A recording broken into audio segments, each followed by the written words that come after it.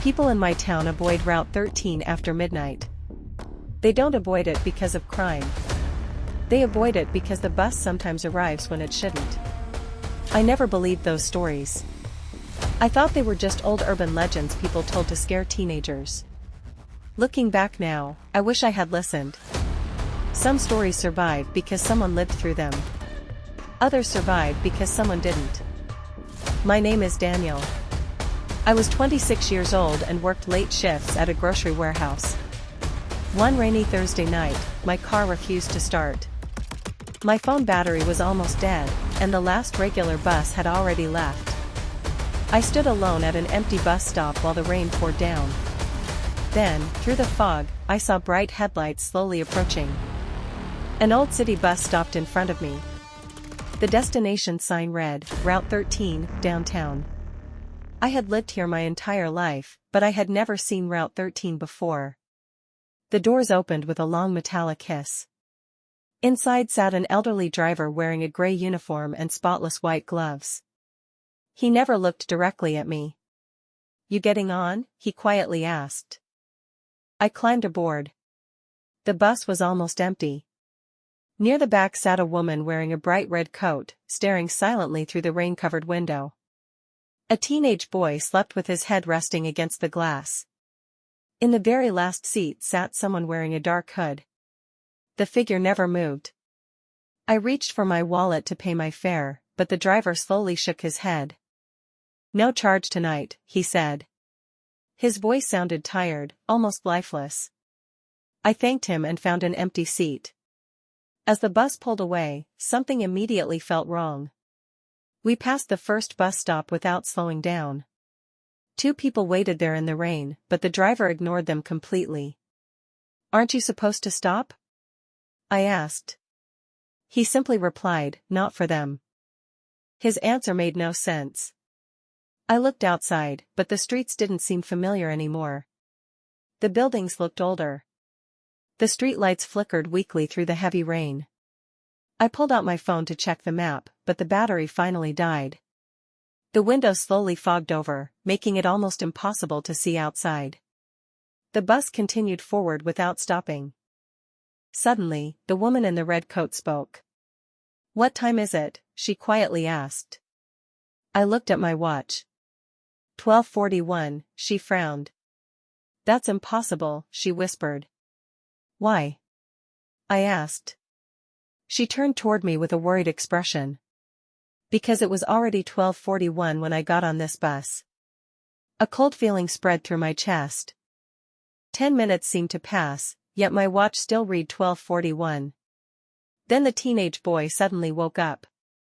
"Did we miss Pine Street?" he asked nervously. The driver didn't answer. The boy walked toward the front of the bus. His clothes were soaked, not with rain, but with muddy water. He smelled like wet earth and river mud. "Sir, I need to get off," the teenager pleaded. The driver never took his eyes off the road. "No one leaves until the end of the route," he answered. "What end?" the boy shouted. At that exact moment, the bus struck a deep pothole. The lights flickered. For a split second, every passenger vanished. Only empty seats remained. Then the lights returned, and everyone was back. The teenager slowly returned to his seat without saying another word. His hands trembled uncontrollably. Outside, the city had completely changed. Every building looked abandoned. Windows were boarded shut. Street signs had no names. No cars drove past. No lights shone inside any house. It felt like we had crossed into another world without anyone noticing. The bus drove deeper into the silent city. Every street looked abandoned. Storefronts were covered with dust, and traffic lights changed colors even though there were no cars. Thick fog rolled between the buildings. I leaned closer to the window, trying to recognize something familiar, but nothing looked like the town I knew. It felt as if we had crossed into a place forgotten by time itself. Finally, the driver broke the silence. "Last stop is coming," he said. "Downtown?" I asked. For the first time, he looked at me through the rearview mirror. His pale eyes met mine for only a second. No, he answered softly. The other downtown. A chill ran through my entire body. The woman in the red coat lowered her head without saying a word. She quietly leaned toward me. After this, she whispered, "Don't answer anything he says." I stared at her in confusion.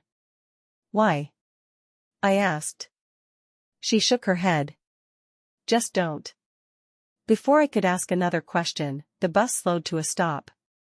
Outside, I saw a huge bus terminal covered in thick gray fog. Dozens of old buses stood perfectly still, their engines silent. The bus drove deeper into the silent city. Every street looked abandoned. Storefronts were covered with dust, and traffic lights changed colors even though there were no cars. Thick fog rolled between the buildings. I leaned closer to the window, trying to recognize something familiar, but nothing looked like the town I knew. It felt as if we had crossed into a place forgotten by time itself. Finally, the driver broke the silence. "Last stop is coming," he said. "Downtown?" I asked. For the first time, he looked at me through the rearview mirror. His pale eyes met mine for only a second. "No," he answered softly. "The other downtown." She quietly leaned toward me. After this, she whispered, "Don't answer anything he says." I stared at her in confusion. Why? I asked. She shook her head. Just don't. Before I could ask another question, the bus slowed to a stop. Outside, I saw a huge bus terminal covered in thick gray fog. Dozens of old buses stood perfectly still, their engines silent. Their destination signs glowed faintly in the darkness. Some displayed numbers I had never seen before. Route 0. Route 99. Route 13. None of the buses had drivers. None had passengers. Yet every headlight was on. The air outside looked strangely still, as though time itself had stopped moving. The driver slowly opened the doors. "End of the line," he announced. No one moved. Then the hooded passenger in the last seat slowly stood up. He was far taller than any normal person. As he raised his head, I realized there was no face beneath the hood. Only complete darkness. He stepped off the bus without making a sound. Every passenger kept their eyes fixed on the floor. Even the driver looked uneasy. The driver spoke quietly. "If he looks back, don't meet his eyes." Outside, the hooded figure stopped walking. Slowly, very slowly, he began turning around. My heart pounded so loudly I could barely hear myself breathe. I stared at the floor with every ounce of self-control I had. The woman beside me did the same. The teenager never moved. Everything became silent. Then footsteps echoed around the outside of the bus. Tap. Tap. Tap. They circled the vehicle one slow step at a time. Finally, they stopped beside my window. Every instinct screamed at me to look outside. My hands trembled. My breathing became shallow. But I remembered the driver's warning and kept my eyes on the floor. After what felt like several minutes, the footsteps disappeared. The driver quietly closed the doors. "Good," he whispered. The bus pulled away from the strange terminal. A few moments later, I looked outside again. The fog was gone. We were driving through an ordinary city street. Cars passed normally. Streetlights glowed brightly. My watch finally changed from 12:41 to 12:42. The woman in the red coat pulled the stop cord. Before leaving, she handed me a folded bus ticket. "Keep this," she said. "You'll understand someday." She stepped into the rain and disappeared between two parked cars. I unfolded the ticket. On the back, someone had written in faded ink, "If Route 13 ever comes back, never board it twice." The teenage boy got off at the next stop. Before the doors closed, he turned toward me. "I drowned 3 years ago," he said quietly. Then he smiled with deep sadness and walked away into the darkness. I froze in my seat. Suddenly, I wasn't sure whether I had ever boarded an ordinary bus, or whether I had been riding with people who had already left this world. A few minutes later, the bus stopped in front of my apartment building. The driver opened the doors but didn't say a word. I slowly stood up, my legs shaking. Before stepping outside, I turned toward him. "What was that place?" I asked. He adjusted one of his white gloves before answering. "A station for people who missed their stop." I stared at him, confused. "What do you mean?" The old driver finally looked directly into my eyes. His face showed no emotion. Some people never know when their journey ends. A cold silence filled the bus. "And me?" I asked. For the first time that night, he almost smiled. "You were early." The doors closed behind me. I watched the bus slowly drive away into the rain. It turned the corner only 50 feet ahead. I ran after it, hoping to ask more questions. But when I reached the intersection, the street was empty. There was no bus. No headlights. No engine sound.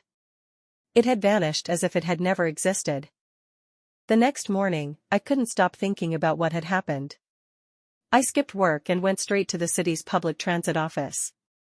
A young employee greeted me with a polite smile. "Can I help you?" she asked. "Yes," I replied. "I need information about Route 13. Her smile disappeared instantly. She looked confused and typed something into her computer. After a few seconds, she slowly looked back at me. "Route 13 doesn't exist anymore," she said. "It hasn't operated for nearly 30 years. My heart skipped a beat. "What happened to it?" I quietly asked. She opened an old archive and pulled out a faded newspaper. The headline read, "City Bus Plunges Off Bridge During Storm." According to the article, every passenger and the driver died that night. The accident happened in 1998. No one survived. My hands began to shake as I read every word. Next to the article was an old black and white photograph. I froze. The driver standing beside the damaged bus wore the same gray uniform. The same white gloves. The same tired face. It was the man who had picked me up the night before. I could barely breathe. I left the office without saying another word. Outside, rain began falling again. I reached into my jacket pocket and felt something inside. The old bus ticket. I was sure I had thrown it away the night before. Slowly, I unfolded it. The message on the back had changed. That happened 6 months ago. Since then, I never stay outside after midnight. But every now and then, when the streets are empty and the fog rolls in, I hear the same tired voice behind me. "You getting on?"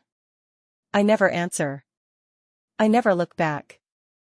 Because I'm afraid. The next ride will be my last. If you enjoyed this story, subscribe for more true horror stories every week. And remember, not every bus is meant to take you home.